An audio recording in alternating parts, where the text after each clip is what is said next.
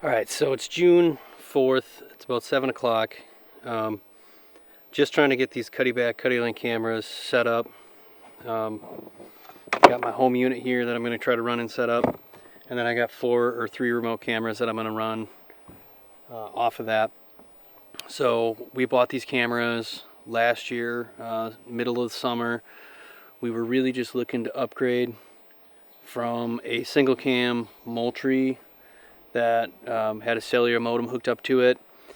And what really attracted us to these CuddyBack cameras was the ability to link multiple cameras to one cell cam and only have to pay for one data plan. So this is the route we went. So far I would tell you I'm very pleased with how these cameras have worked. Basically you have a home camera unit, which this is what I got here. That's the one that actually has the cellular data plan hooked up to it and sends you the pics from all the other cameras. We are currently running model, whatever the K model was. So this camera I think retails for like $200 if you have the cell one. If you get the open one, which will just allow you to daisy chain multiple cameras off of it and pull the SD card, that's $400. That's the other nice thing about this. If you don't want to deal with the cell cams, but you still want to be able to pull pics off of other cameras, the CuddyLink system will still allow you to do that without the data plan, because the network it has is like some sort of mesh network that allows you to hook your cams up yet. The version we got I think retails for $200. You can hook up to 15 other remote cameras off of it, and allegedly you can pull, if you pull one out of the network, it's not going to mess with it. And I would say that we've seen that when we moved them around. It didn't seem to have any issues. This home camera is actually nice because it will do infrared but then also blackout. We typically run it in blackout just because we don't want to spook deer with our cameras. The only downside is the range on it is like 50 feet because of that, whereas if you run infrared it will be 100 feet. All the remote cams that we've got, which I think those are model J something I want to say, they also are blackout, which again I think it's worth it just to not spook deer. Both these cameras, the home ones and the remote ones, will do the typical video. They also do the time-lapse modes, burst mode. Pictures are pretty good. They're all 20 megapixel. You can set it to go as low as like 5 megapixel. And then when you set up your cell plan, it'll typically send you the images as 5 megapixels just because the 20 is obviously too big, to send data-wise. We purchased the actual cameras, and then we actually got additional external battery packs. So these cameras run on D batteries. So there's 6 in this home unit, and then there's 4 in the remotes. We had a couple cameras that we were just late getting the external packs on because we ran out of batteries, and we never had a problem with the camera dying. And then once we put these external battery packs on, these external battery packs hold 6 Ds, and I mean we had these things up from July for sure all the way till probably February, March, and they just kept taking pictures and they weren't even close to dying. So the battery life on these is awesome. Really enjoyed that part about it. So one of my only real complaints would be that the strap they send you to hold these cameras to the trees suck. It's just this little green clip with this strap that's got these little plastic ends, and you can tighten them as much as you want, and you think it's going to hold it on the tree, and then as soon as you clip the camera in, it starts falling off. So that sucks.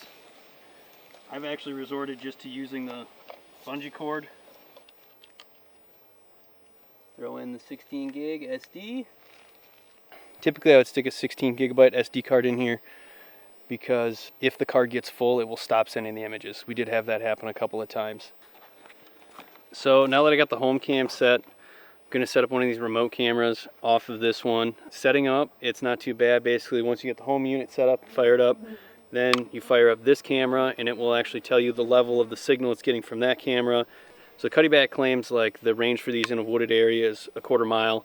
I would say that's accurate. We've been able to get that from these, and then they kind of daisy chain off each other, and then that helps boost the signal for the other cameras. So if you got one that's really far away, having another one kind of adjacent to or kitty corner will help boost the signal there, which works nice. They claim you can get up to 8 miles if you just daisy chain them theoretically in a straight line. And then in open farm fields, or not farm fields, but like open area, you can get 2 miles. And then if you're in like mixed agricultural, you know, with some small blocks of hardwoods here and there, it's a quarter mile up to a mile. It just depends. And it's nice. It's easy. It'll tell you right on the front, like what's your signal, how much further can you go. So yeah, I'm at spot number 2. Gonna swap the camera here. We already got one other one set up. I just got to go arm and then set the last one up and make sure my data plan is linked and good to go. And then yeah, get some pictures of big bucks. My third one here, the fourth one's actually already up. We've got it just in the woods taking pictures on regular SD card. I just got to go over there and actually link it to the system. So I'm gonna replace this cam here.